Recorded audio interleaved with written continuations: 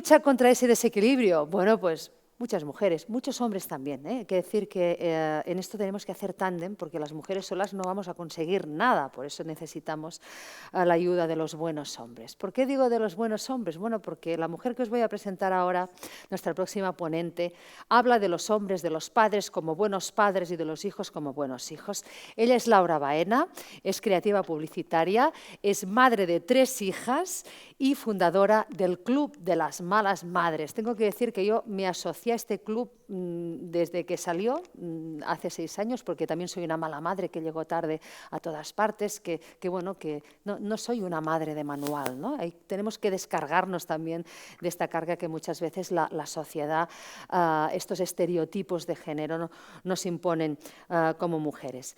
¿Qué ha hecho Laura Baena? Pues bueno, ella ha creado esta autodenominada comunidad emocional hace 6 años. En estos momentos aglutina a través de los diferentes perfiles sociales más de 1 millón de mujeres que siguen los podcasts, bueno, están al día de todo estas malas madres.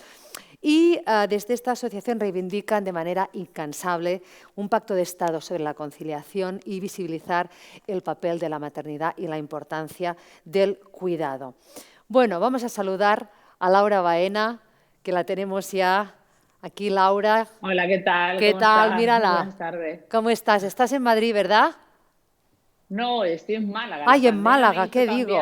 cambiar mi lugar de residencia. Soy malagueña y llevaba 17 años en Madrid y con la pandemia pues volví a mi tierra.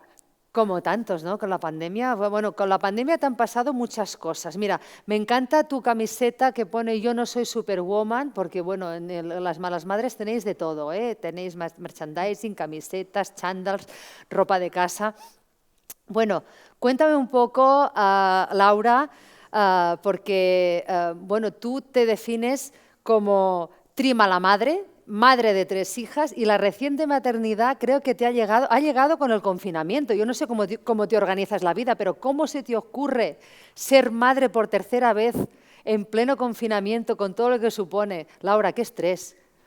Bueno, se me ocurrió antes, evidentemente. Seguramente si nos llega a pillar confinada, a lo mejor me lo pienso un poco más, pero sí que es verdad que tenía ganas también de tener una maternidad más tranquila, de disfrutar más del cuidado, y mira por dónde pues llegó con un confinamiento debajo del brazo que ha hecho cambiar los planes y tener que vivirlo y sobrevivir como hemos podido, porque como decíamos, pues bueno, esto que hemos hecho las familias, más que teletrabajar, ha sido sobrevivir como podíamos, ¿no? Pero bueno, yo voy contando los meses de pandemia según los meses de mi tercera hija, Lucía, así que hace casi 9 meses que llegó al mundo y que ha hecho que todo sea más intenso, pero que también nos dé mucha luz en el camino de esta locura que estamos viviendo todos y todas.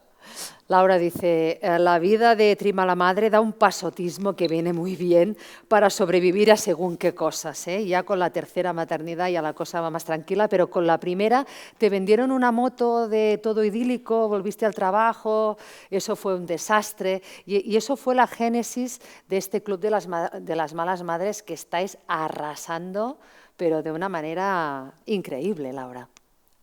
Bueno, lo que ocurrió es eso, ¿no? Que me di de bruces contra una realidad, la maternidad, de la que nadie hablaba. Mi hija mayor va a cumplir 9 años ahora en diciembre, y de repente en ese momento pues, teníamos las imágenes idílicas de la maternidad perfecta, de la superwoman que sí que tiene capa que vuela, y de esa conciliación que era un cuento chino que nos creímos todas las mujeres, ¿no? De nuestra generación sobre todo, que nos vendieron los mensajes de llegarás donde quieras llegar y serás lo que quieras ser. La realidad es bien distinta.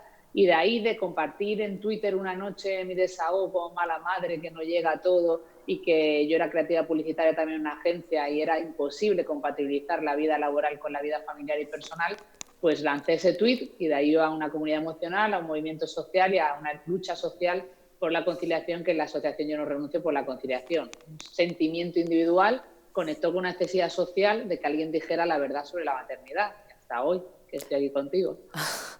Tenéis tantas cosas, pero me fijé, entré en vuestro perfil de Twitter, nada, hace un par de días, para estar a la última, porque si os ocurren cosas cada semana, Laura, no sé cómo lo hacéis, vosotros y vuestra comunidad, descubrí que tenéis el teléfono amarillo de la conciliación, que esto no lo conocía, que habéis recibido más de 3.000 consultas que supongo, Laura, que habrán cambiado, ¿no? Desde, yo digo, la corresponsabilidad, la conciliación, seguro que es causa de muchos divorcios después del confinamiento, confinamiento, porque se ha hecho evidente, ¿no?, que hay esta falta de corresponsabilidad.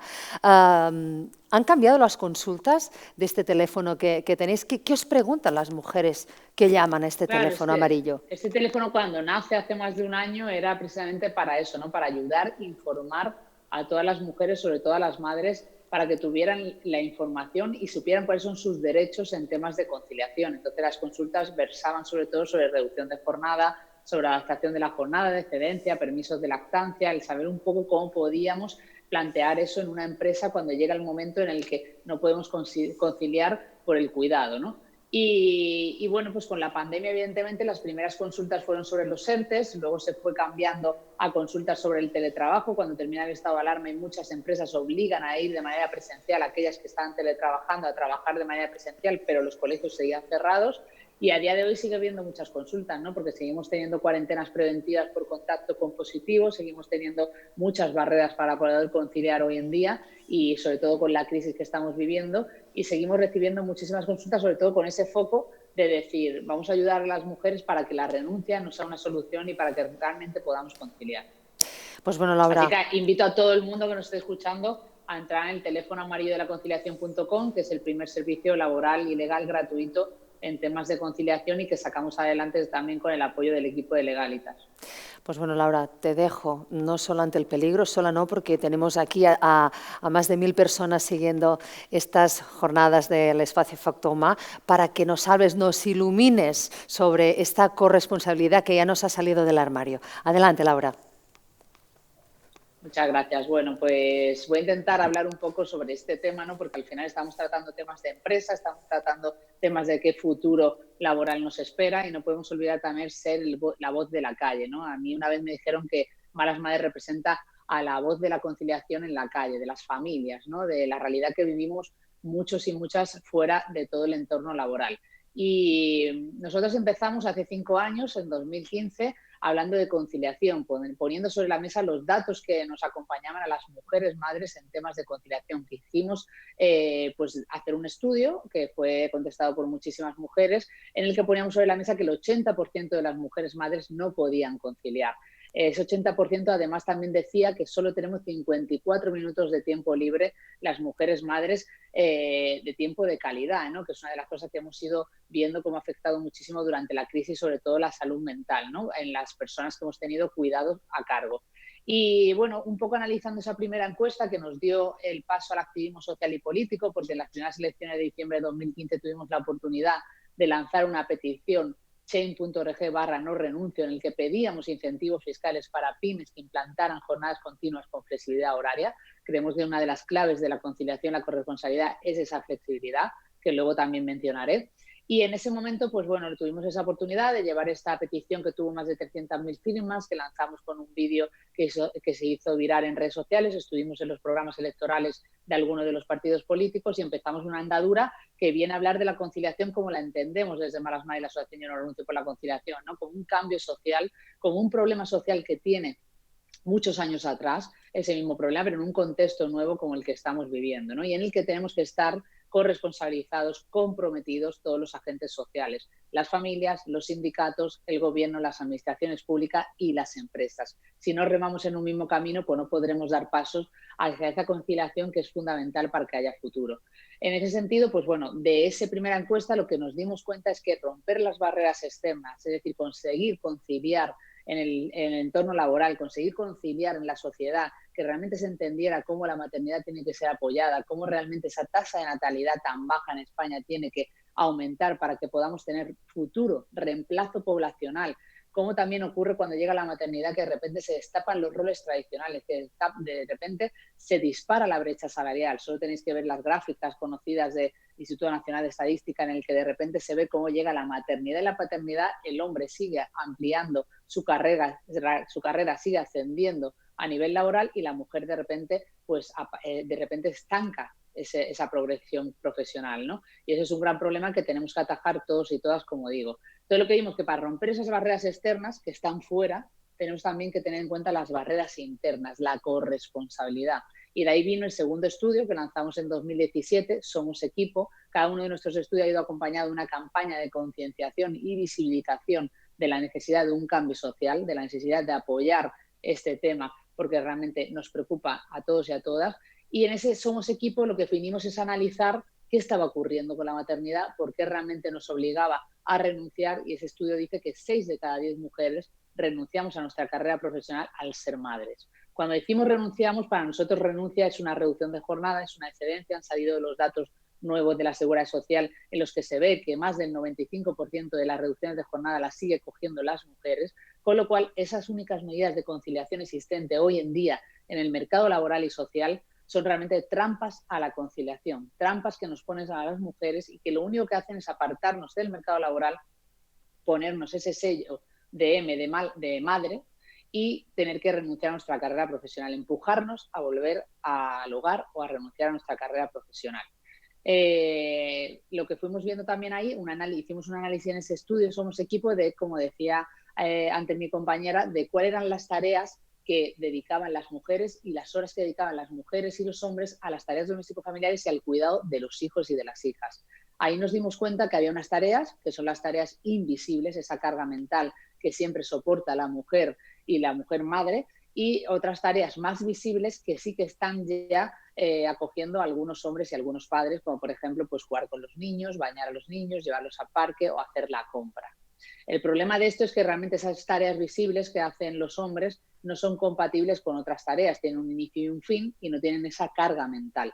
Entonces ahí lo que vinimos a analizar es la necesidad de una corresponsabilidad real, que es desde el inicio de la tarea, desde esa parte de carga mental hasta el final de la tarea, hasta que no se produzca esa igualdad en el hogar, hasta que no se produzca esa corresponsabilidad, esa implicación del hombre en los cuidados, difícilmente podremos romper las barreras externas.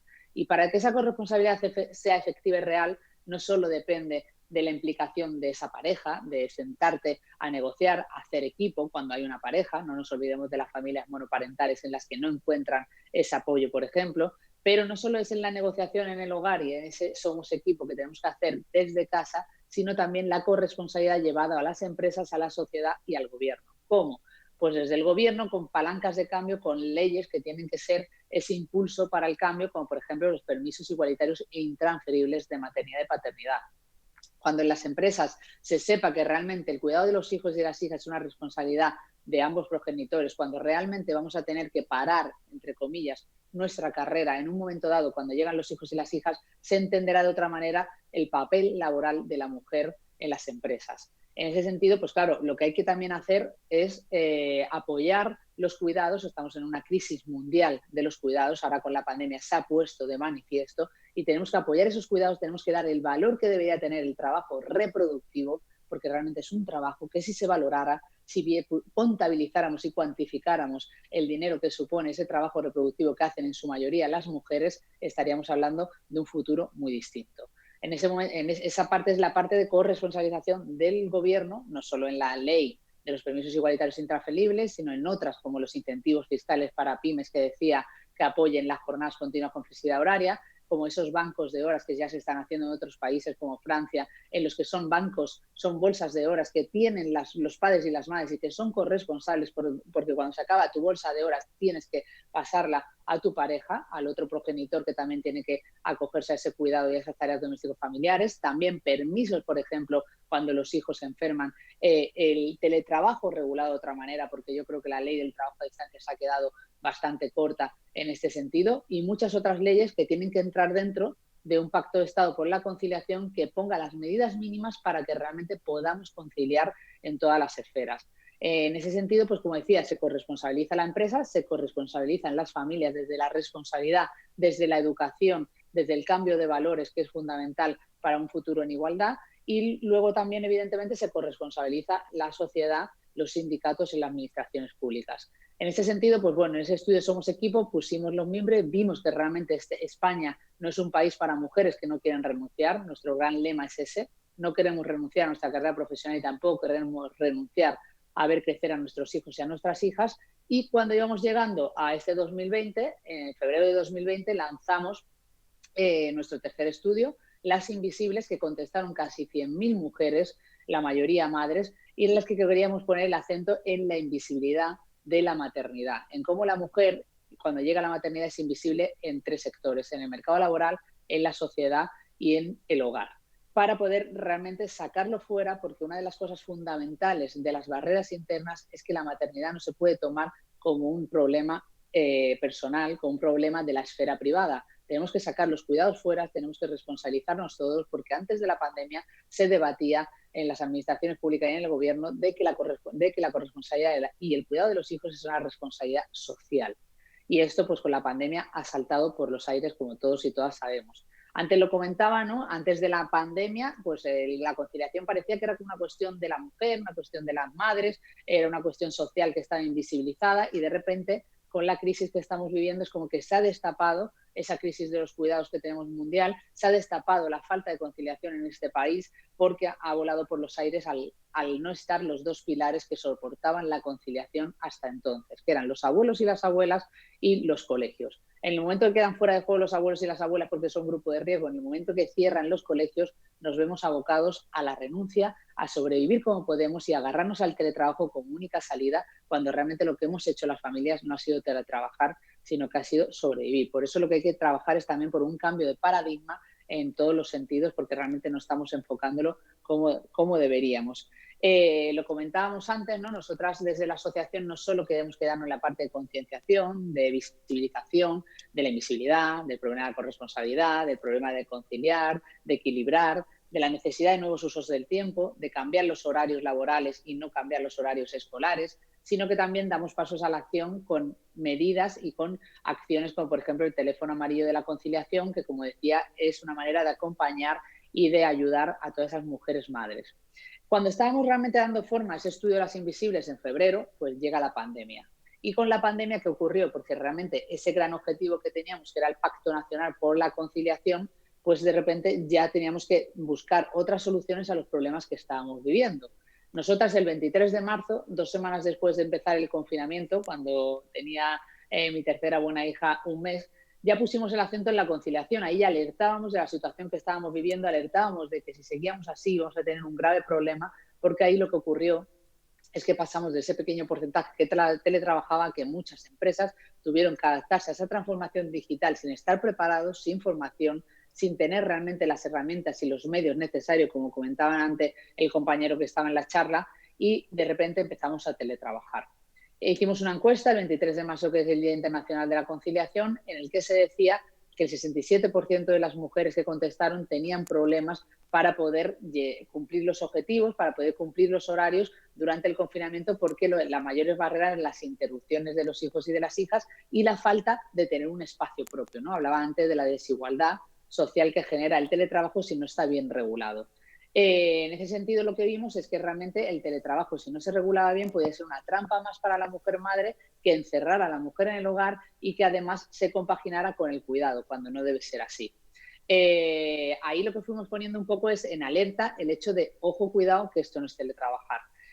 A partir de ahí, lo que fuimos es dando forma a un manifiesto que se llama Esto no es conciliar, que podéis encontrar también en la web clubdemarasmais.com, que tenemos más de 300.000 firmas ya de ese manifiesto, en el que pedíamos medidas urgentes para poder afrontar esta crisis que estábamos viviendo. Porque si ni siquiera en un momento de pandemia como el que hemos vivido hemos conseguido que el teletrabajo sea por imperativo legal cuando tienes que cuidar a hijos e hijas, mal vamos, ¿no?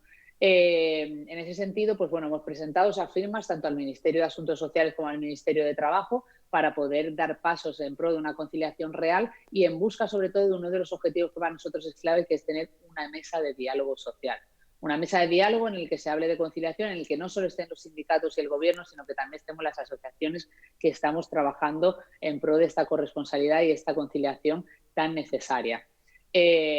Una vez que estamos en este momento, ¿no? Pues nosotros seguimos dando pasos hacia ese pacto de Estado por la conciliación, seguimos trabajando en pro de una conciliación real, teniendo en cuenta todas las voces que comentaba, ¿no? Tenemos que tener en cuenta que no puede ser un compromiso solo de las empresas. Hay muchas empresas que estamos dando el paso al teletrabajo, pero no está siendo suficiente. La ley del trabajo a distancia, que se ha aprobado el pasado 22 de octubre, deja el carácter voluntario del acuerdo al que llegue el empresario con el empleado el hecho de poder teletrabajar. Lo que se ha hecho es aprobar y tener en cuenta esos derechos de los teletrabajadores, al igual que tenían los derechos de los trabajadores que trabajaban de manera presencial, pero nos parece insuficiente. Para nosotras, en el teletrabajo hay una cosa fundamental, que es legislar con perspectiva de género. para que evitemos que el teletrabajo sea algo, una medida, una herramienta que solo acojan las mujeres madres. En este sentido, otra de las cosas fundamentales es la semipresencialidad. Tiene que ser un teletrabajo semipresencial, que tenga un 30%, normalmente dicen los expertos y nuestro compañero David Blay, con el que hemos hecho la propuesta del teletrabajo al Ministerio de Trabajo, para que realmente sea efectivo y que tenga paridad para que realmente sea una herramienta que apoye esa corresponsabilidad, como digo. En este sentido, pues bueno, para nosotras es fundamental esta parte y en cuanto al teletrabajo, ayer participaba en una charla sobre este tema y me parecía muy interesante que hablaban de cómo realmente el teletrabajo pues tiene 4 tipos de barreras muy importantes, ¿no? Una sería la cultural, porque estamos en una sociedad del presencialismo laboral, de calentar la silla, de una sociedad laboral donde la mujer madre está penalizada porque realmente no puede cubrir esos horarios o no puede llegar a esos objetivos al tener también que necesitar la flexibilidad.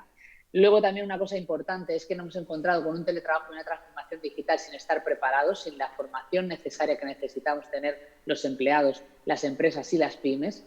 Y la parte también de la parte económica, ¿no? Las barreras económicas que son fundamentales y en las que entran por toda la parte que sabéis ya de riesgos laborales, de no tener un espacio, de que hay mucha gente que no va a tener esa conexión a Internet para poder teletrabajar desde su hogar. Y bueno, nos parece que son cosas muy importantes, ¿no?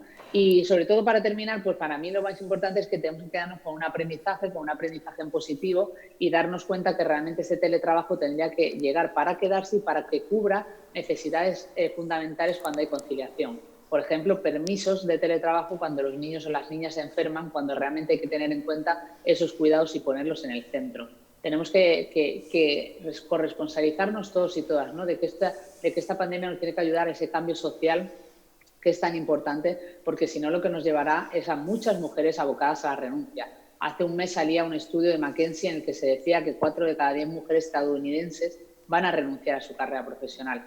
Pues para parar eso, para que realmente podamos hablar de una sociedad sostenible, con futuro, donde el teletrabajo sea una medida que nos ayude a conciliar, tenemos que corresponsabilizarnos todos. Y desde aquí, pues bueno, esa corresponsabilidad, ese compromiso, no solo a las familias, no solo a las madres, esto no es una cuestión de madres, sino también a las empresas y al gobierno y a la sociedad.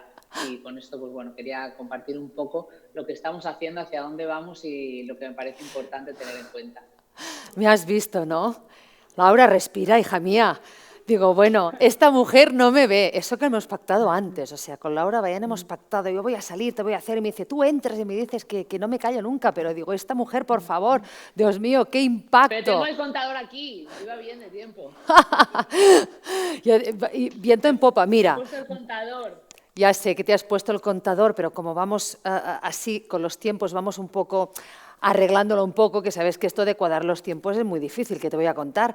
Mira, Laura, para resumir lo que has dicho, bueno, efectivamente yo no renuncio. Este es el gran tema, el no renunciar, el no tener que renunciar siempre las mujeres, que, como has contado muy bien. Mira, hay un tuit, ahora que vamos a conectar con redes sociales, que habla de ti y resume perfectamente, Laura, tu manera de ser. Carme Monet nos dice, en Espai Factor Humà, Laura Baena, de Malas Madres, autenticidad, claridad y fuerza arrebatadora. Tu convicción, nuestra guía, tu justicia, nuestro propósito. Gracias, Malas Madres, por pasar a la acción. Bueno. ¡Qué bonito! ¿Es amiga tuya o no la conoces? ¿Qué? Digo, ¿es amiga tuya, Carme Bonet? Será una mala madre, una fan. Ya lo veo porque está muy motivada, muy motivada. Laura, gracias por acompañarnos, por dedicarnos tu tiempo, pero sobre todo por dedicar todo este tiempo de prácticamente tu vida, ¿no? A esta gran comunidad de Malas Madres, tú y esa gran fuerza que dan esas más de 1 millón de madres que os siguen y que sois, bueno, pues eso, pues tan activas y que hacéis tantas cosas. Un abrazo, un saludo, un beso grande y hasta pronto. A seguir luchando.